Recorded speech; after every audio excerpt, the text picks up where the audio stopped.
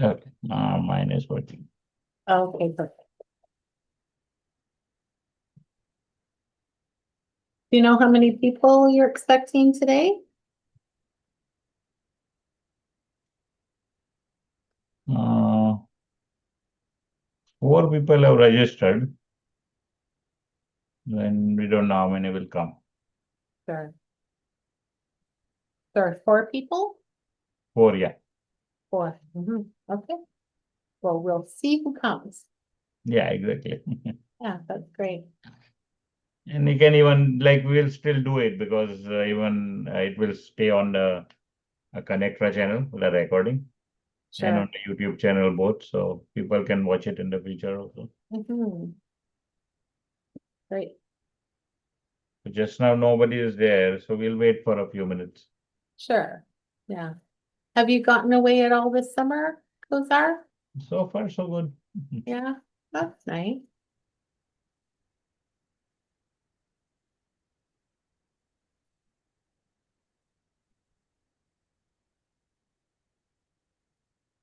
So do How you about guys you? do these monthly or Oh, it's almost every day, like on weekdays. every day? Yeah, Oh, something or the other is always there. okay, interesting. Like we have something like this on Mondays, then on Wednesdays we have chair yoga. Oh, Julia. Thursday it's fitness, Yeah. and then Friday it's dance. Oh, nice. Is that all bodies down? Yeah, Oh, they're great. I participated with them a little bit with who? with all bodies dance. Mm-hmm. They're No, dance they're all different people of people all doing it. abilities. No, these are different people doing it. Like for mostly it's wheelchair, like chair yoga and everything on the chair. So Yeah, but all bodies dance is for people of, yeah, that one is yeah, yeah, okay, yeah. yeah. We're talking just about the dance. Yeah, Yeah, that's great. yeah. That is Yeah, really nice. Yeah, yeah, I participated with all bodies dance a little yeah. bit. And it's so Every Friday. neat seeing, people of all abilities Yeah, exactly. moving and, No, all the programs, yeah, people of all abilities come. that's great. Mhm. Okay, we have one person in the waiting room. I will let them in, and then maybe when you want, if you want to wait, you can just tell them and wait, or we can start if you want.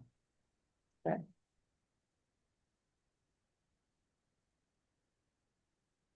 And the woman that organized it, what's her name? Emily? Emily. Oh, so that's her. No, I don't think it's Emily. Hello. So you can start whenever you like. Okay. Hi, Emily. Hello, Kozar. So, we won't wait for anybody else to come in? If you want to wait, we can wait. No, We can wait a few maybe, minutes if you want. yeah, sure, maybe just a couple of minutes. Yeah, sure. That's great. And welcome, Emily.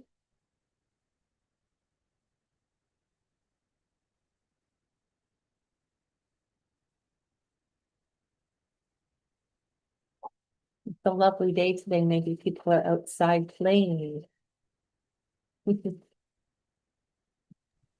That happens when the weather is nice. Oh, yeah, and it's a beautiful one today, that's for sure. Hmm.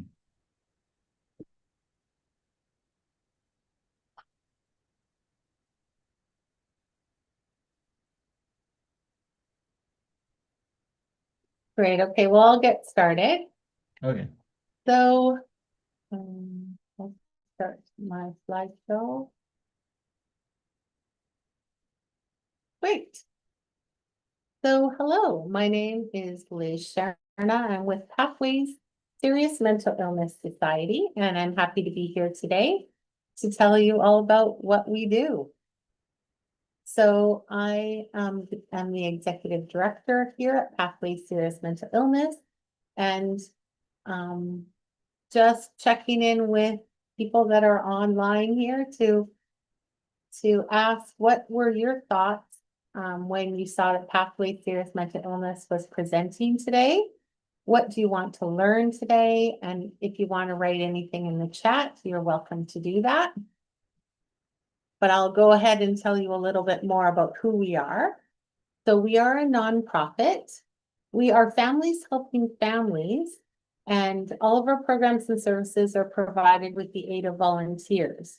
So for the most part, we have volunteers who are moms, dads, sisters, brothers, spouses, friends, who have someone in their life with a serious mental illness, and they have helped them navigate that.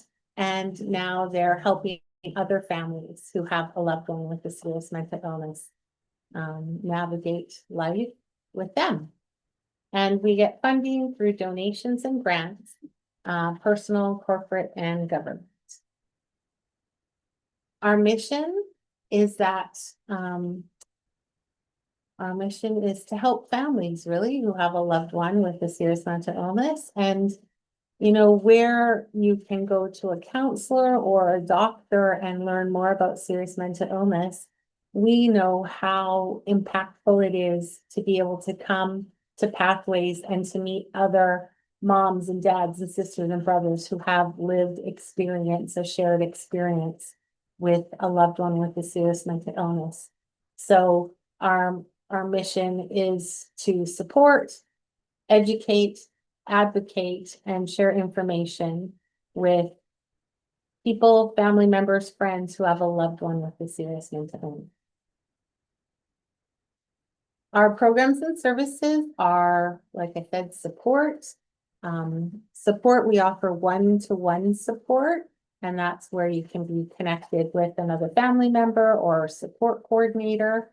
We have weekly support groups, and those are offered online and in person, so anyone is welcome to join that.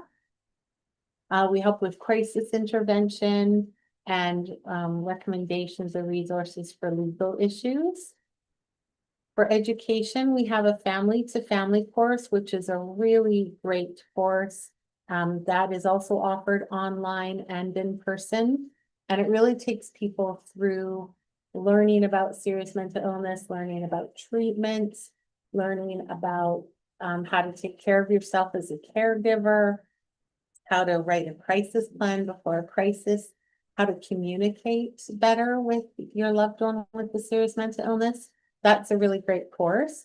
We also do school presentations and corporate presentations and presentations like I'm doing here today for community awareness. We have a great advocacy committee, and they provide family involvement, information sharing, and information, especially in our Pathways Advocacy Bulletin. And for information, we have books and resources, and lots of information on our website. The family-to-family course, like I said, it will be, that was one that started in May, but it's starting again in September. We'll have one online and one in person. So if you're interested in the family-to-family course, just check out our website. Just some workplace statistics that 1 in 5 people suffer from a mental illness in any given year. And, you know, at least 30 people out of 1,000 workers miss work due to mental health reasons, which adds up to a lot of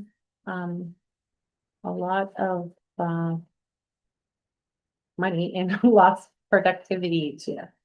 And over 5,000 people are unable to work each week due to mental illness.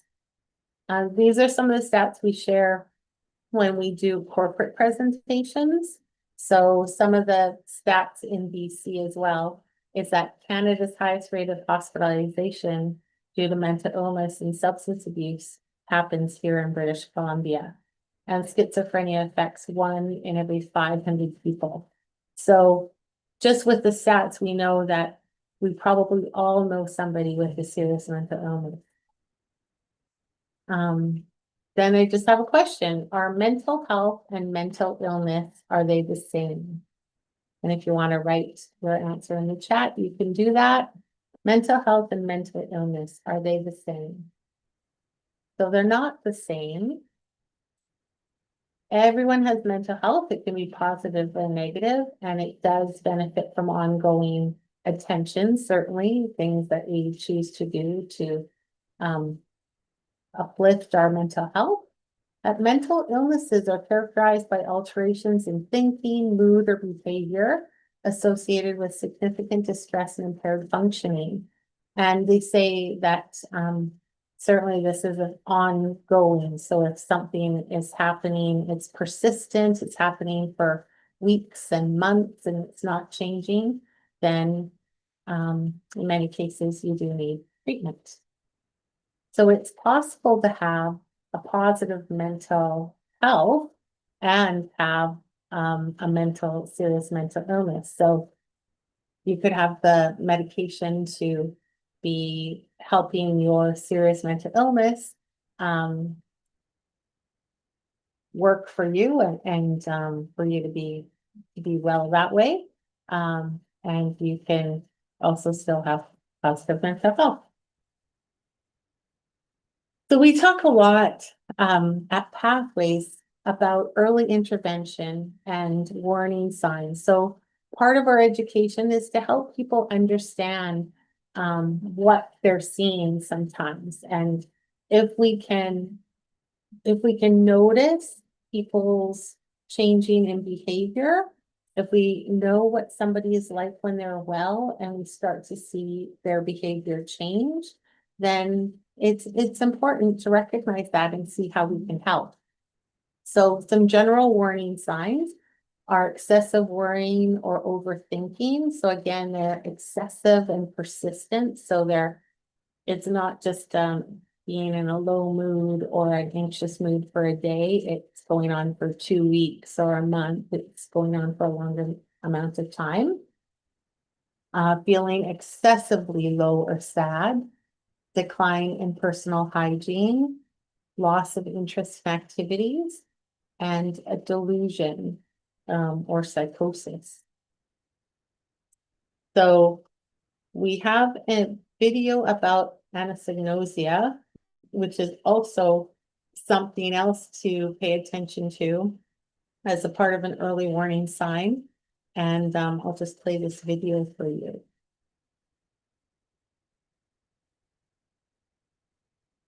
Why is that?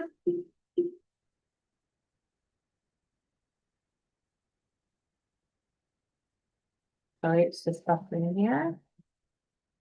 Hi everyone. So today I want to talk to you a little bit about a concept called anosognosia.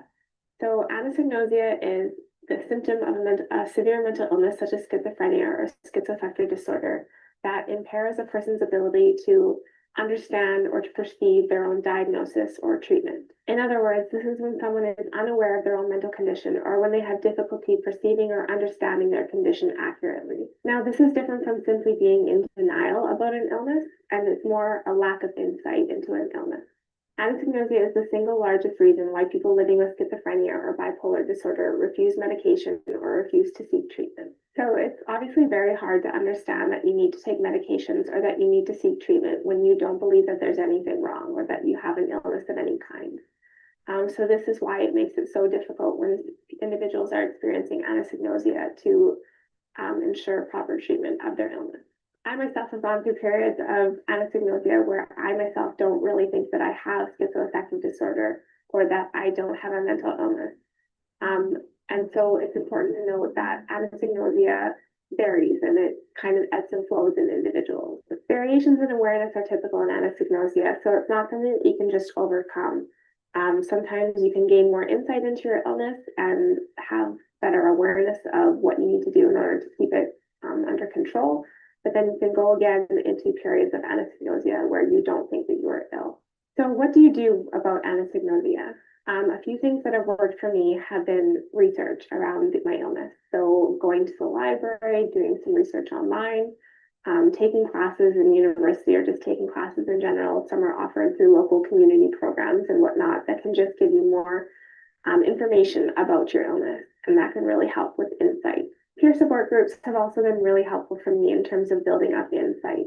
So just getting together with people who are going through similar situations and people who can understand what I'm going through and kind of normalize it a little bit have really helped to build insight around my diagnosis and around my illness. Another thing that has been really helpful for me in the past is keeping a journal about my thoughts and feelings and symptoms. So when I'm experiencing intrusive thoughts or racing thoughts, I often keep a journal about those thoughts in order to just kind of check back and reflect on what I was experiencing and to gain a bit more insight into what I was going through at that time. It also helps to just keep a daily log of other symptoms of my illness and of things like sleep and things like medication and all that kind of stuff. Just helps to build insight around the illness a little bit more. So what it really helps to do is to identify patterns in your symptoms or in your illness. So if you're noticing that you stop taking medications and your symptoms are increasing or worsening, you can kind of help, or it can kind of help to identify that pattern of stopping medication leading to worse symptoms. Another possible way to kind of mitigate anosognosia is to just talk about it more with family and friends. So the more open you are around your illness and around your diagnosis, I think the more it's going to help you in terms of self-acceptance and coming to terms with your own illness, which increases insight. So just to wrap things up, a quick review of ways to deal with anosognosia are to do your research, to try out peer support groups, keeping a journal or a log of some sort, and talking more openly with your family and friends. So hopefully you got. Okay, so that's just, something else to consider, that if you're seeing changes in somebody and they have anosognosia, they may not see or agree that you see changes. But it's good to know when somebody is well and how they are well, so that you can recognize when they're not well, when they're ill. So back to delusion and psychosis. So one is plausible, one is not. So a delusion might be, ideas and thoughts that could be plausible but not probable. So someone's been following me all day. So you might want to listen to them and say, oh, that must be worrisome to have somebody following you all day, and empathize. But then you also might want to introduce a new subject or idea. Whereas psychosis, these ideas and thoughts are not plausible. So they might say an alien from the planet Plutron has been following me all day. And again, you want to empathize, you want to listen, but this is also a cause for getting treatment. So some of the mental health conditions that we see here as Pathways Serious Mental Illness Society are schizophrenia. And so you heard a little bit from Lauren about schizophrenia. And so schizophrenia is where often people are hearing voices. Depression, anxiety disorders, personality disorders, borderline personality disorder, trauma-induced like PTSD, bipolar, and concurrent or substance use disorders. These are all some of the mental health conditions that we see at Pathways that some of our families have experience with. So what can you do if you start to see changes in somebody that you care about or somebody that you love? Certainly, again, notice the changes in thinking and behavior. And depending, you might even want to be taking notes or writing some things down if you're noticing some things.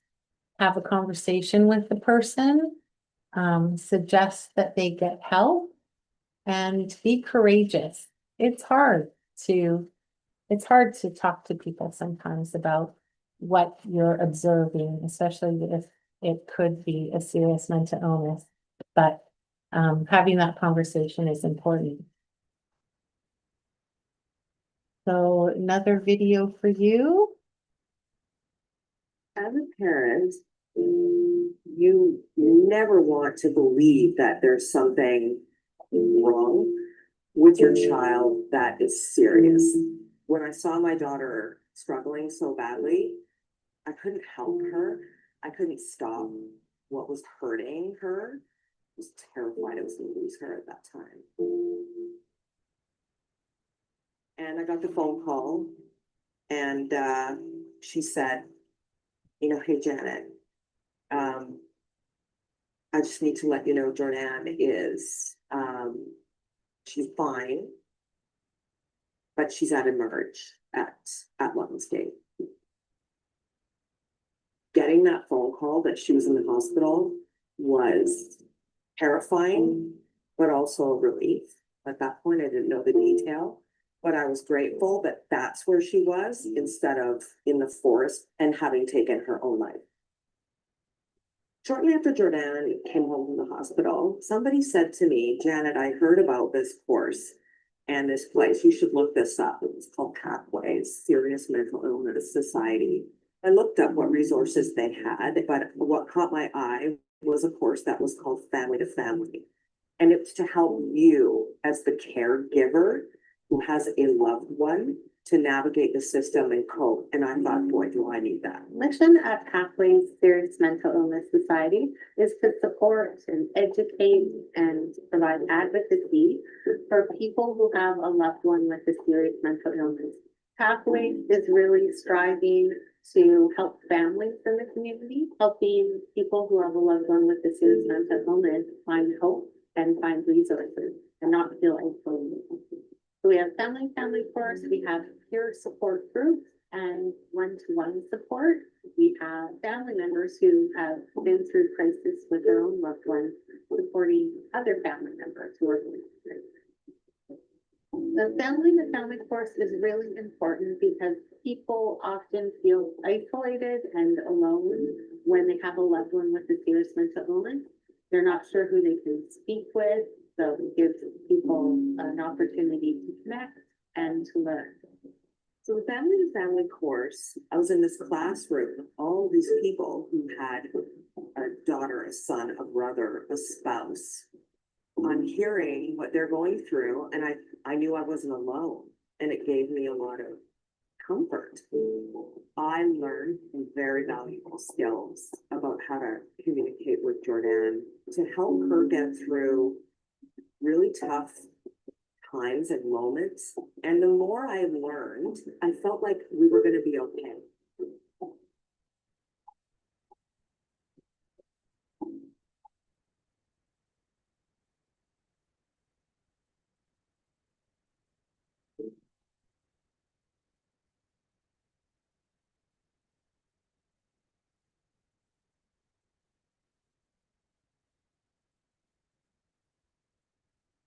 So hopefully that gives you a bit of insight into what we do here at Pathways and how we help families like Bennett and Jordan. So just asking you what resonates with you from this video. And I don't know if you want to share anything in the chat or just think about it, but you're welcome to do that.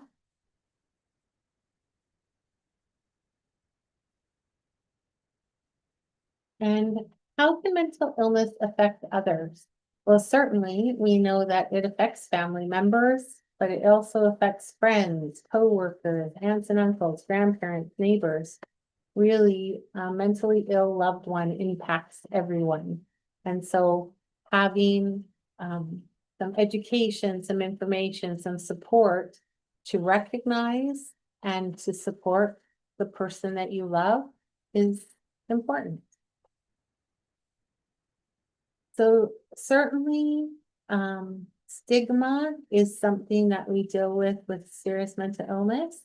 And so it often can look like, ignoring or avoiding, maybe seeing some different behavior and just not wanting to say anything. Or it could look like, you know, people saying you're faking it or just try to snap out of it. Why don't you go exercise? There's lots of stigma and misunderstanding around serious mental illness for the person who has a serious mental illness, and also I think for people around a person with a serious mental illness. So we find sometimes families feel like they can't talk about what's happening at home, that they don't feel comfortable, they feel like they'll be judged if they say that their son or daughter has a serious mental illness, or their spouse or their friend. So part of what we do is also trying to reduce the stigma through education, and information sessions like we're doing today. So what can you do? I mean, basically, we just want to say that life can be difficult for everyone. So whether you have a serious mental illness or whether you have someone in your life who has a serious mental illness, it can be difficult. So being kind, being empathetic is really important. And we want to encourage people to practice talking about mental illness like any other illness. So we seem to be able to talk about cancer or to talk about other illnesses, but talking about serious mental illness or a broken brain is difficult for people. And whether you are somebody with a serious mental illness or whether you have someone in your life with a serious mental illness, know that you're not alone, right? We saw the stats that 1 in 100 people in BC have schizophrenia. So 1 in 5 people will experience a serious mental health breakdown in their own life or in somebody close to them. So know that you're not alone. So some of the stats from Pathways about how we support people. Just one quote from a weekly support group attendee. They say that Pathways Serious Mental Illness Society support groups have been a very valuable source of comfort, validation, information, inspiration, and community. I'm glad that there are several at various times on various days of each month. So, and another person said that I'm so grateful for receiving the knowledge, the ear listening to me, and the support it has been a lifesaver for me. So that's a recipient of one-on-one support. So last year we helped over 348 families across BC through our support groups, and over 21,120 minutes on call, giving support over the phone. So I don't know if you have any questions. You could ask or put them in the chat.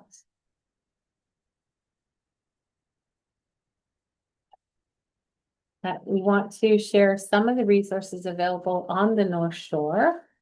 So obviously we have Pathways here. You can walk in, you can call, you can book on our website.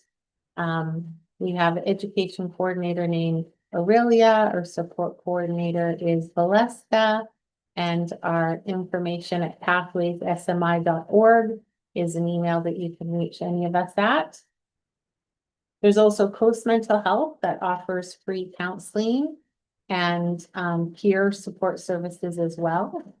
Hollyburn Community Services Society on the North Shore, and the 988 mental health line. That's one of the crisis lines that's really, really helpful for anybody experiencing mental health crisis. And just so you know, we are located on the North Shore in Lower Lonsdale on First Street West. But like I said, so many of our programs and services are available online as well. So certainly check our website. And if you are interested in dropping into a support group, you're welcome to that, or to sign up for our family to family course. So thank you.